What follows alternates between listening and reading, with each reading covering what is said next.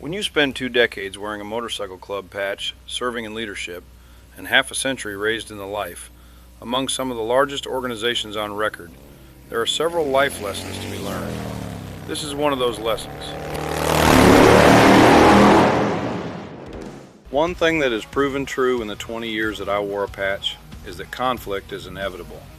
If you're going to serve as a leader in a motorcycle club, you must possess the confidence that what you do in any situation has the club's best interest at heart, and that things can change instantly. You have to be able to pivot depending on what you were presented. I recall a situation that happened shortly after I relocated to Florida, and at that time I had given up my leadership roles in Ohio to move south. At the time I had no ambition of stepping back up into a leadership role, having served in those type positions 3 times prior. It was actually really nice for the first time in about 10 years not to have to be in a position of leadership. An established motorcycle club from another state had decided to set up shop in the county in which our club resided.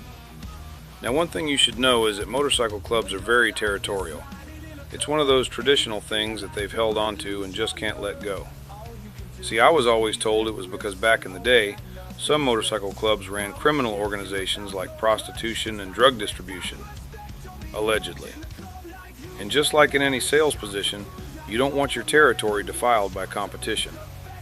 Now, in modern times, they're just hanging on to an outdated ideology, because there are plenty of other organizations or individuals conducting that type of business on every street across every town. So the current state boss set a meeting with this invading club. I can now see the tremendous amount of mistakes that this former state boss made when setting up this meeting, and in fact I thought it strange at the time, but you do what you gotta do. From what I understand, he had discussions regarding this meeting to take place in our county with that other club about a week prior, when they established the meeting time and place. Now, he told them which bar we were meeting at, and he let them set the time since they were traveling from out of state. Well, I suppose he did the best he could when he tried to establish a plan the day of the meeting. He set a tactical meeting with the 2 chapters from that county the morning of the actual meeting. He told us the game plan, which included sending me and another patch member who had recently moved down from out of state to go in ahead of the meeting in plain clothes so that we could communicate the situation before they all rolled in. Well, one thing that we quickly noticed was that they had our members way outnumbered. They had a lot of young bucks there, and several from way out of state because we could hear them talking.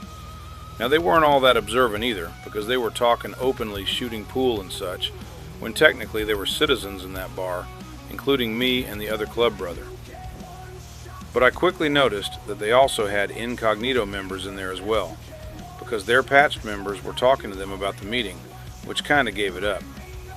So the whole time we were texting our crew back at the clubhouse before they got there as to what the situation looked like. Well, the plan was to tell that club to kick rocks and get on down the road, and they weren't going to set up in the county that we had held for 20 years. But that's not how the meeting went.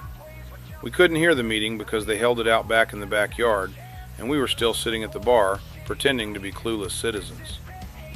But somewhere mid-meeting, the state boss decided to change his approach and allowed them to set up in our county. They ended the meeting, and our crew came through the bar and shoveled out to their bikes, and we left, and that was that. But it wasn't. It never is. Long story short, a few months after that meeting, a couple of our guys ended up in a fight with the same club over a camera. You know, flash, bang, you're dead, in the middle of an intersection at a traffic light. There were a few other incidents with them, but later when I was elected the state boss, they asked for another meeting with us, to which I only took 3 guys. We not only established peace, but we ended up rolling their entire crew into our club only a couple months later. Sometimes it's weird how shit works out. The litany of lessons to be learned by the mistakes made that day by our state boss could fill a fucking textbook. First of all, you don't set up a meeting with a club from out of state and then give them the advantage of a week's notice so that they can import 30 guys from 4 states to the meeting. And you don't let an out-of-town club get embedded into your local bar 2 hours before you even get there because you told them where we were going to be and gave up the high ground. In the club life, sometimes it's hard to win. But it's really hard to win when you're fucking stupid. So don't be fucking stupid. But what in the Sam hell do I know?